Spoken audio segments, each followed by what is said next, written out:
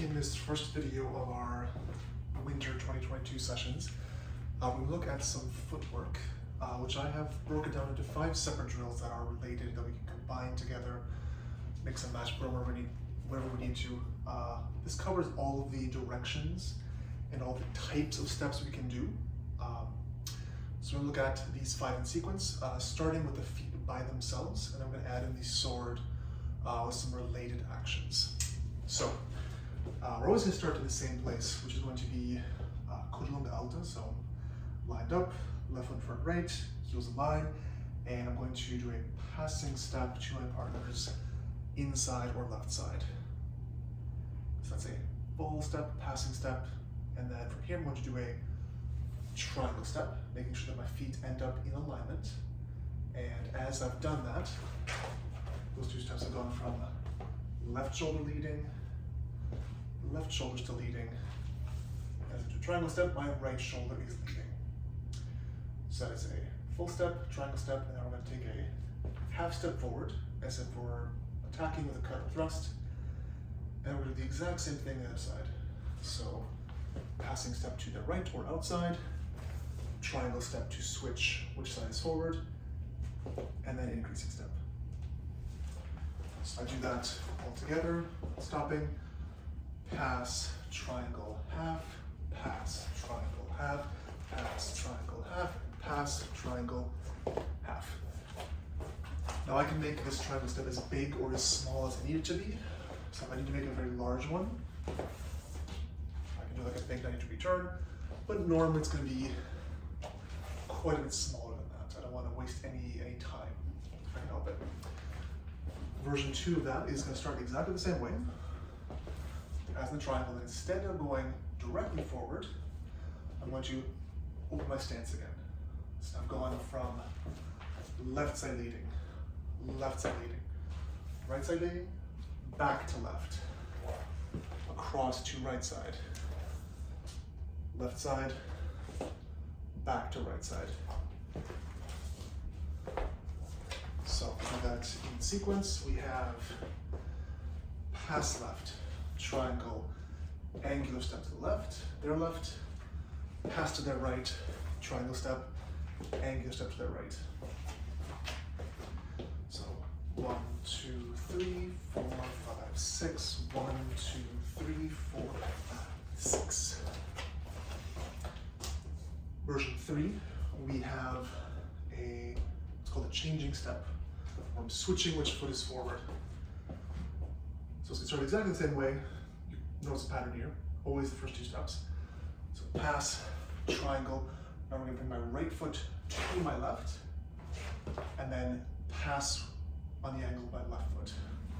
Triangle, shift, change. So you may be noticing I'm doing this in a pretty small amount of space. I can do this in place pretty much forever. And note that as I'm doing this, I am in fact placing my weight on this foot, so the other foot is free to move. So over time, I pass, triangle, draw the foot near, pass forward, triangle, draw, pass, change, and so on. 4th is be very similar to this, except for I'm going to not put any weight on the lead leg as I pull it back, allow me to use it again. So 1, 2, as if say I am removing the target from line of attack, so mandrito to my leg, for example, maybe a reverso, and I place it forward again. Then pass the other side, I remove my leg from being hit, and then I replace it. So the difference between the 2 of these is that in the change of feet, I am fully committing my weight, and I'm trading it, switching with the other leg. Whereas this one, I am not putting any weight here, so I can move it again. And I can do this as much or as little movement as I need to. I could just bring it to my leg, or I could pull it all the way back, like we see like in rapier, for example. So again, pass, triangle, void the leg, bring it forward. Pass, triangle, void the leg, bring it forward. Fifth and final one is, now I'm going to go all the way back. So I'm going to, so we've looked at kind of staying in place, staying in measure. Now we're actually going to leave by passing back. So I'm no longer at distance. And I'm doing this on an angle. Never just going directly back. So I could mix the, say, combine some of these. I could do the first one and the fifth one together. So I could come forward twice, and then maybe I'll go backward twice, just from the side. 1, 2, 3, 4. And then repeat going forwards, backwards, whatever makes sense. Last week I introduced one more bit of footwork, which we don't use that often, because it's fairly easy to get around, it's fairly easy to deal with. But we want to be able to know what it is. We want to know what it is. And it's the idea of this chasing step, where one foot, the back foot, pushes the right foot forward, meaning that I want to do the opposite of the changing step, that I'm bringing my foot near, and then I'm stepping forward. We see this most often in curva stretta and in iron gate, so our right foot forward guards. So same from the side. If I'm doing this in curva stretta, I'm actually moving to my partner's left as I'm doing this. Whereas I'm doing this in iron gate, I'm going pretty much in a straight line. As I'm doing this, I want to make sure that I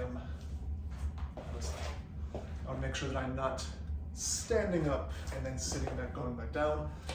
I want to give my partner as little visual cues as I can, or as few visual cues as I can.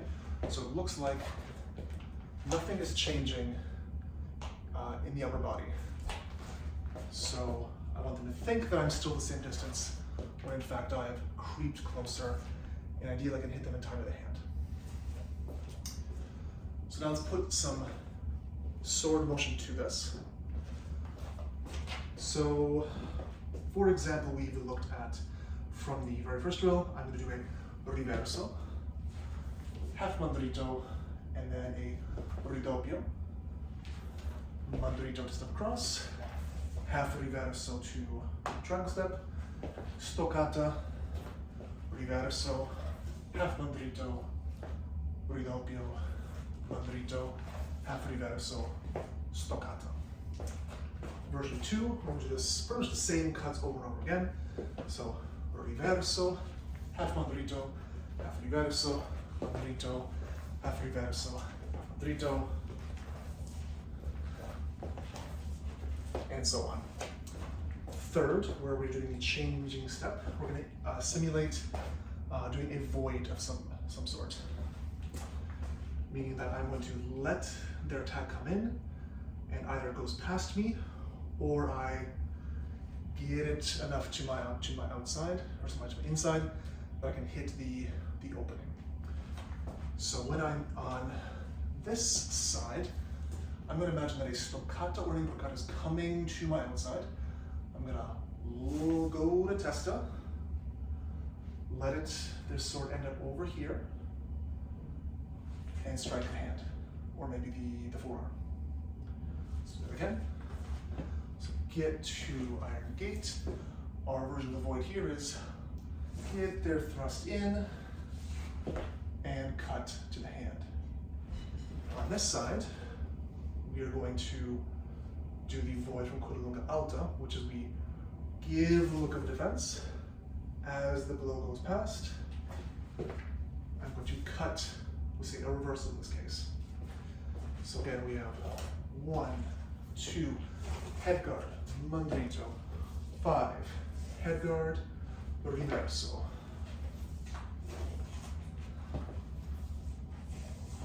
And the more I can stay stable without changing my height, the better this is going to be. 4 is where we are voiding the leg, so we're taking it out of measure. Sorry, we're taking it out of the line of their attack.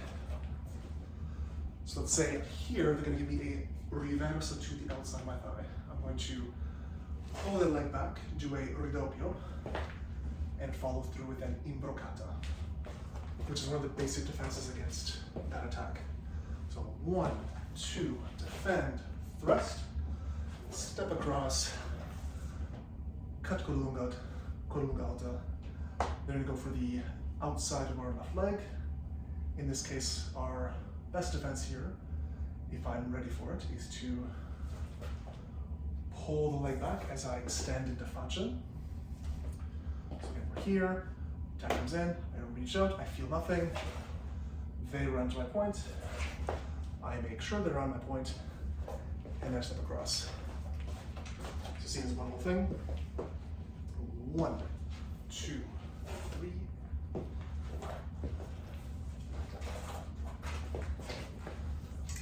And so on. This is probably the biggest one we have. And we're not ever going to be doing this multiple times forward, but we want to be able to do this on both sides. Finally, with the 5th one, this is going to be very, very similar to our 2nd one, in that I'm just going to be doing mandriti and riversi, going back at an angle. So nice and tight. For any one of these, I could turn these half cuts into ribbon cuts, especially if I'm going back, because I have a bit more time to play with that. So I could make that a bigger cut. However, if I'm going forward, I want to keep it fairly small, fairly tight, because I want to keep the point on my arm at all times. So that's what we covered in the foot and hand work for the first couple sessions. Next video, we're going to look at some of the places these fit in the defenses and the provocations.